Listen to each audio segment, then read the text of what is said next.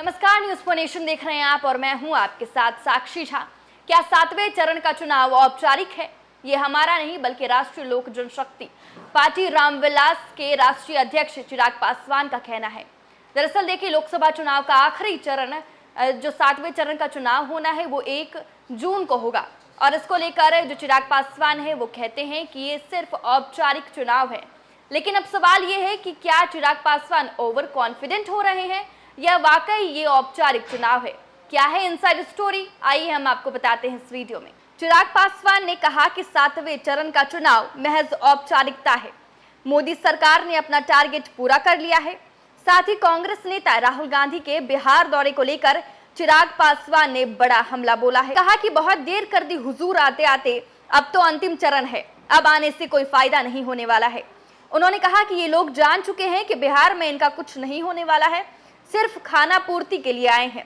बाद में कोई ना कोई बोले कि इतना बड़ा राज्य है बिहार, जहां से देश की राजनीति की दशा और दिशा तय होती है, वहां पर ये लोग गए ही नहीं।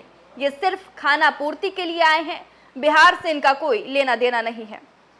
1 जून को इंडिया गठबंधन की बैठक पर चिराग पासवान ने कहा कि समीक्षा बैठक क्या कर रहे हैं?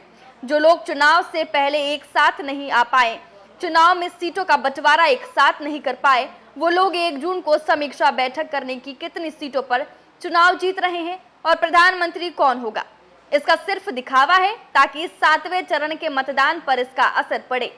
हकीकत ये है कि इस बैठक से कुछ होने वाला नहीं है। इस बार एनडीए इतिहास में सबसे ज्यादा सीटों के साथ सरकार बनाने जा रही है।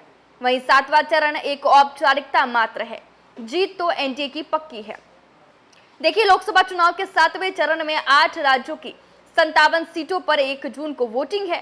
इसमें उत्तर प्रदेश की 13, बिहार की 8, ओडिशा की 6, झारखंड की 3, हिमाचल प्रदेश की 4, पश्चिम बंगाल की 9, पंजाब की 13 और चंडीगढ़ की 1 सीट शामिल है।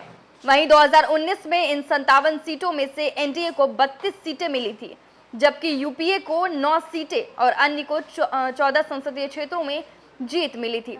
अब अन्य में से कई पार्टियां कांग्रेस के साथ। उधर तेजस्वी यादव की ओर से ये कहने पर कि 32 साल के युवा से प्रधानमंत्री मोदी डर गए हैं, चिराग पासवान ने कहा कि इतना गुरूर किसी को नहीं होना चाहिए।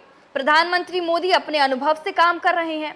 मैं हमेशा उम्र का, तजुर्बे का सम्मान करने का पक्षधर रहा हूं।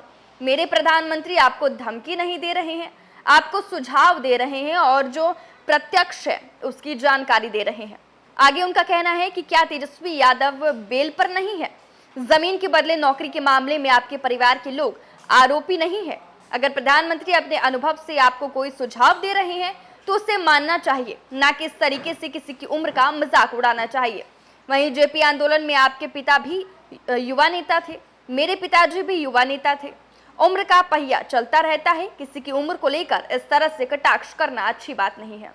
तो देखिए, 1 तारीख को जहां पर लोकसभा चुनाव के आखिरी चरण का मतदान है, तो वहीं दूसरी तरफ इंडिया गठबंधन की बड़ी बैठक भी हो रही है, जिसे जो पश्चिम बंगाल की मुख्यमंत्री है ममता बनर्जी, उन्होंने पहले ही अपने पैर पीछे खींच लिए हैं कि वो बैठक में शामिल नहीं हो पाएंगी। हालांकि इसको लेकर अब चिराग पासवान भी निशाना साधे हैं। उन्होंने कहा है कि उनको पता है कि इस बैठक से कुछ होने वाला नहीं है, ये बस वोट बैंक साधने के लिए एक महज चाल है। खैर, आपके इस वीडियो पर क्या राय है, हमें कमेंट करके जरूर बताएं और ऐसी ही तमाम खबरों से अपडेट रहने के लिए देखते रहें न्यूज फॉर नेशन।